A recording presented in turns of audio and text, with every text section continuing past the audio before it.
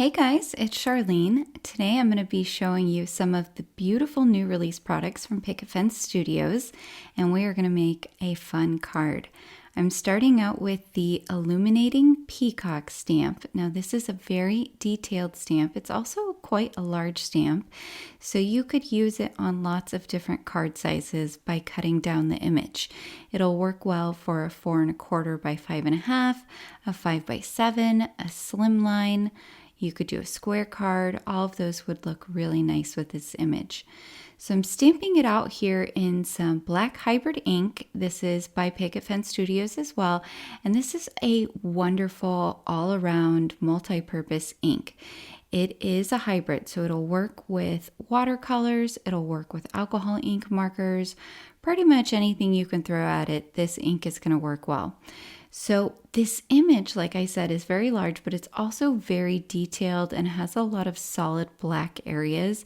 So I am coming in and stamping twice here, adding some more of that black hybrid ink on there. Sometimes when you have these images with large solid black areas, you've got to stamp a couple of times just so you can get some really good coverage. Also with new stamps, before they've really broken in, I find that you might need to stamp a couple of times to get some really solid coverage on there. So I'm going to be making an A2 size card today, so I will ultimately be cutting this image down, but I am going to color the whole image with alcohol ink markers because I'm not quite sure yet how I want to cut it down. For my dark blue, I'm using some B18 and I'm just bringing it around the bottom of the bust there on the peacock. And now I'm bringing in some B05. Now for my transition, I'm doing a technique where I scribble out some of the B18 onto my glass mat, and then I'm picking it up with the tip of my B05. This helps me get a really nice in-between shade between those two colors, and it doesn't harm your markers at all. So it's something to experiment with. I really like that technique. I think it does a great job with helping with blending. So you saw I came in there with some BG05 and some BG13 as well to add in some more of that teal colored plumage. For the beak and eye areas, I'm coming in with some really vibrant colors here. I've got YG00 and then Y21 and Y28. Now Y28 is a fun color because it's kind of a goldish tone, so it works really well with those bright yellows.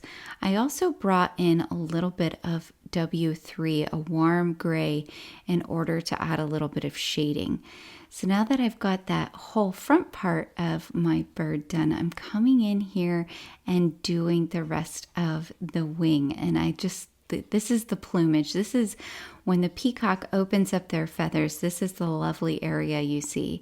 And I'm using some YG03, some YG17, and then I'm going to drop in here some YR16, which is those fun orange pops of color.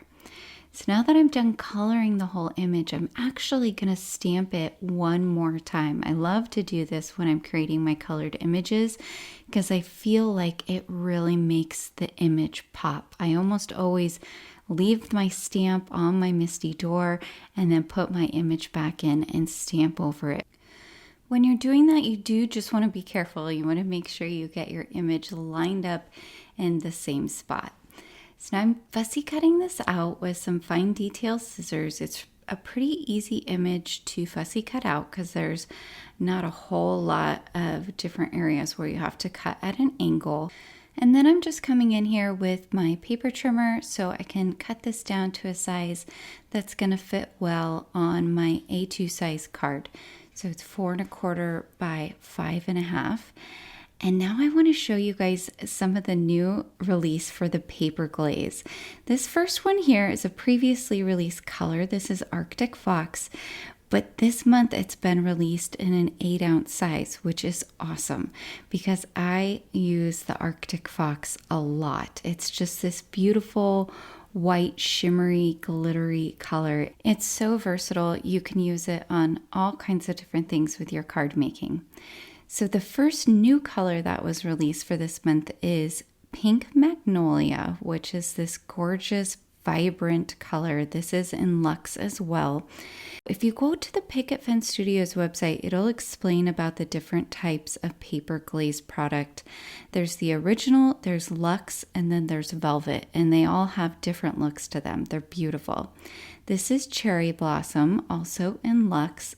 Perfect for spring cards. I love that beautiful tone of pink, so pretty. And then the last one is Sapphire Macaw. This is a beautiful bold blue color, and this is in a velvet. And I love the texture of the paper glaze velvet. Very, very nice. So definitely check those out. Like I said, I'm going to use the Arctic Fox, and I'm working here with the A Whole Lot of Polka Dots 6x6 stencil. And when you're putting down mixed media products on your stencil, it's always better to start with less rather than more, because you can always add more on. And for the first pass, I just like to make sure that I have covered the entire stenciled image. So I go in, make sure I've got a decent coating all over the stencil, and then I can come back and smooth out and take any excess off. So you can see I've got my spatula at an angle there.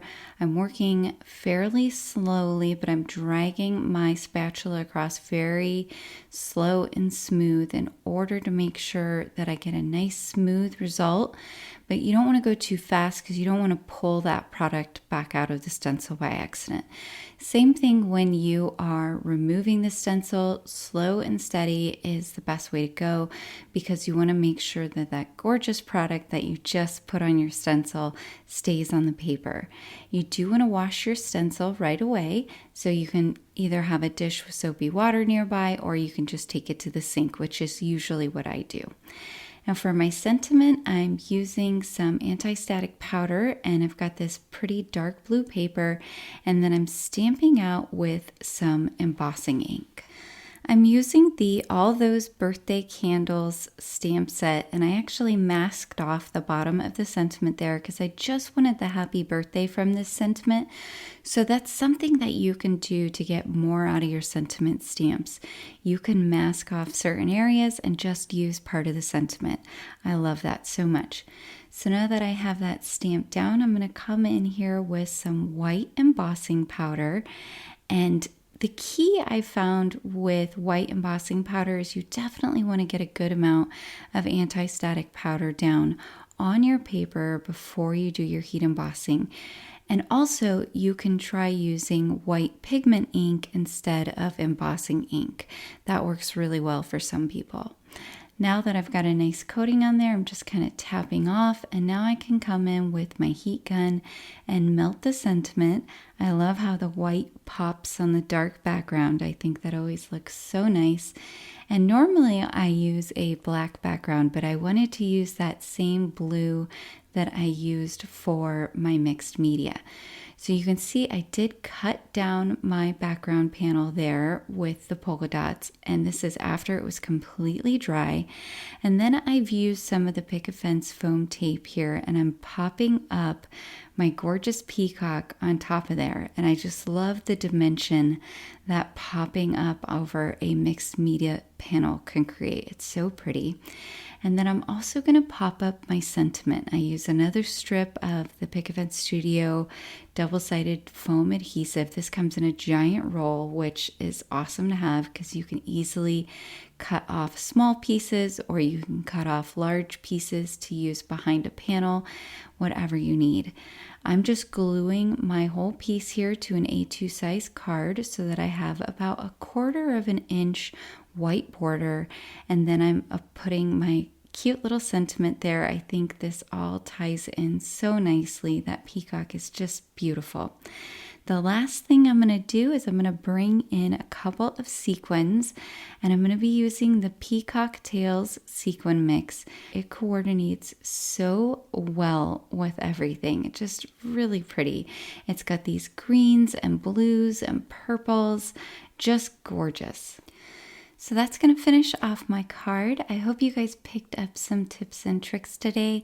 Please be sure to like and subscribe, as well as hit that notification bell so that you will know about future videos here on the Picket Studios YouTube channel. Thanks for joining me and have a wonderful day.